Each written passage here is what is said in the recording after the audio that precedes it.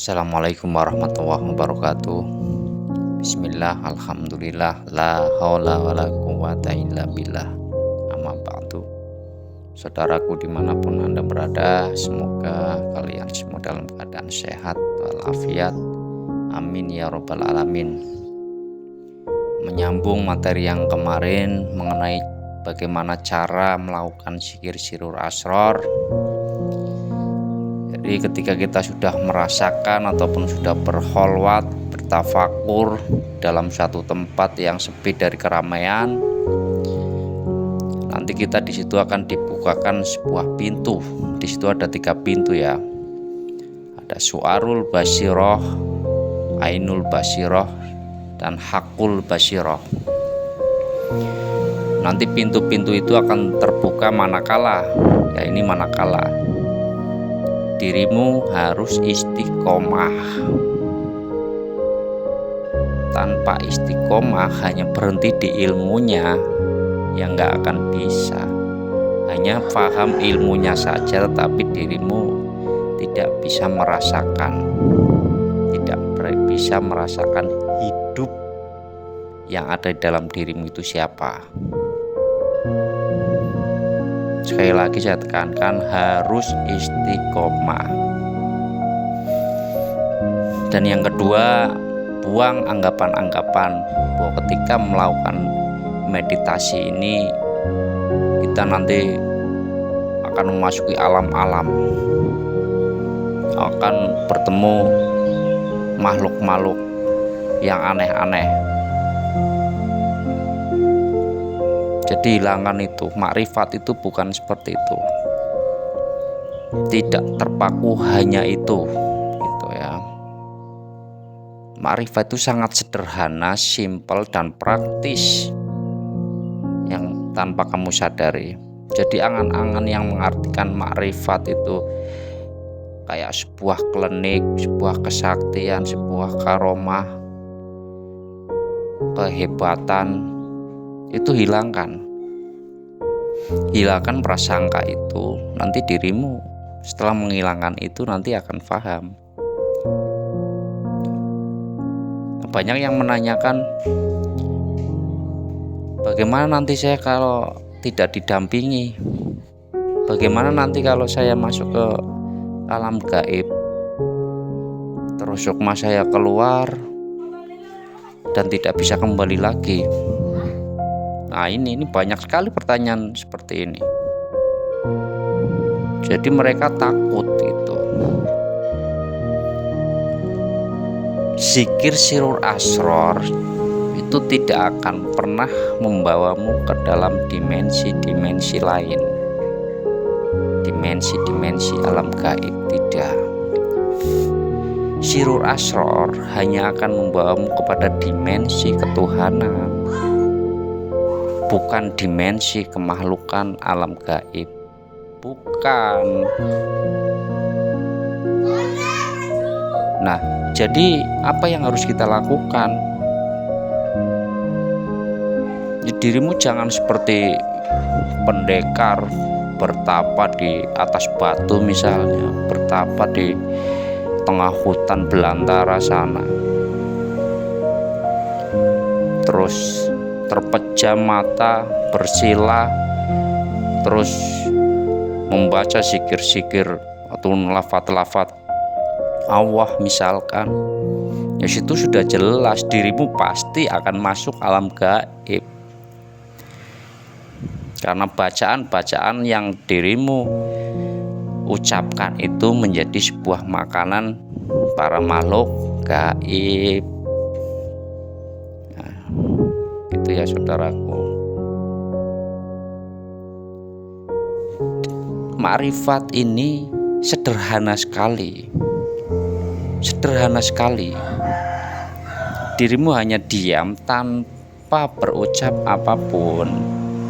Diam di sini bukan artinya kamu hanya diam bertafakur di satu tempat saja matok. Diam di sini adalah diamkan dirimu dari segala bentuk keakuan diri. Ya. bukan diam dengan mata merem, bersila, konsentrasi kepada satu titik, ya dirimu pasti akan dibawa terbang. Dirimu akan mengundang makhluk-makhluk gaib. Nah, jika dirimu kok terus mengamalkan hal itu, zikir-zikir yang dirimu ucapkan dengan lafaz, yaitu lama-lama dirimu akan ataupun energi yang masuk dalam dirimu itu akan semakin besar. Itu sudah pasti. Misalkan dalam 1-2 hari sampai 40 hari dirimu fokus 3 jam melakukan wirid dengan bacaan-bacaan apalah, istiqomah, ya dirimu pasti akan sakti nantinya. Nah, tetapi itu semua bukan tujuan kita. Tujuan kita hanya Allah. Jadi ruh ini yang bisa mengantarkan kepada dimensi ketuhanan. Jadi bukan masuk ke dalam dimensi alam gaib. Nah, caranya begitu. Santai, rileks saja, senyamanmu. Mau duduk boleh, mau berdiri boleh, mau tengok-tengok kanan kiri, tengok-tengok sekitar kita, kanan kiri, depan belakang, terserah. Yang penting rasakan itu. Cukup rasakan yang di dalam diri saja. Sebagai sarana latihan, kita hanya merasakan yang ada di dalam diri kita saja. Biarkan yang di luar diri nanti. Gitu. Jadi tafakuri geraknya jari jemari, geraknya kaki dalam berjalan, terus jantung jedak-jeduk, nafas bisa keluar masuk. Ini tafakuri. Ini tuh sebenarnya sudah ajaib. Tidak usah mencari ajaib-ajaib yang di luar sana. Tidak usah mencari yang aneh-aneh di alam gaib sana. Diri kita ini sudah super ajaib ini. Ya. Coba cari telunjukmu di gerakan ini. Ditafakuri. Ini gerakan jari telunjuk ini tuh geraknya siapa? Dan cluenya, kuncinya, ilmunya kita udah tahu. Manusia ataupun makhluk tidak mempunyai sifat hidup. Jadi ini geraknya jari jemari ini nih. Ini geraknya siapa? Itu tafakuri terus menerus. Tafakuri. Terus nafas keluar masuk. Ini sebetulnya siapa? Wong saya mati. Manusia itu mati. Itu tafakuri. Terus rasakan yang hidup pada dirimu itu adalah Allah, bukan makhluk. Karena yang mempunyai sifat hayat hanyalah Allah. Ya. Itu terus jebol. Benteng pertahanan nafsu ini jebol terus. Jadi hati yang gelap ini agar bisa dibersihkan. Nanti di situ pasti ada sebercak cahaya ketika pembersihan itu dilakukan secara istiqomah. Ada titik cahaya di situ, cahaya terang. Nah, kita merasakan bahwa memang Allah itu dekat dengan kita, sangat dekat sekali. Nah, ini suarul basiroh ya, sangat dekat sekali Allah itu. Allah tidak kemana-mana. dan tak kemana-mana. Bahkan Allah itu lebih dekat dari urat lehermu. Ini rasakan ini bahwa Allah itu sangat dekat dengan kita. Ya. Ketika kita sudah merasakan hal itu, merasakan bahwa Allah sangat dekat dengan diri kita, terus kita tafakuri terus, jangan berhenti di situ. Karena Su'arul Basirah itu masih ada dualitas di situ. Masih ada yang merasakan dan masih ada yang dirasakan. Masih ada yang melihat dan masih ada yang dilihat. Itu masih dualitas. Artinya diri kita belum fana ya. Orang diri kita itu masih eksistensinya masih diakui. Eksistensinya masih merasakan gitu. Berarti kan kita masih merasa ada. Ini proses pertama. Jadi proses ya. Dan yang kedua, keistiqomahan itu membawa kita pada ainul basirah, bahwa seolah-olah ini proses ya, seolah-olah eksistensi diri ini sebetulnya tidak ada, walaupun masih dalam akal pikir seolah-olah eksistensi diri, keberadaan diri ini tidak ada, yang ada hanya Allah gitu. Nah dari seolah-olah itu akhirnya kita bisa masuk bahwa sebetulnya memang yang hidup itu hanyalah Allah, diri ini itu bukan siapa-siapa. Ternyata ini manifestasi bayangan, bukan yang sebetulnya ya. Nah di situ dirimu mulai fana makhluk. Karena apa? Eksistensi dirimu itu sudah lenyap. Yang ada eksistensi diri Allah. Nah dari situ dirimu akan dibawa ke dalam hakul basirah itu di situ. Bahwa hidup adalah Allah.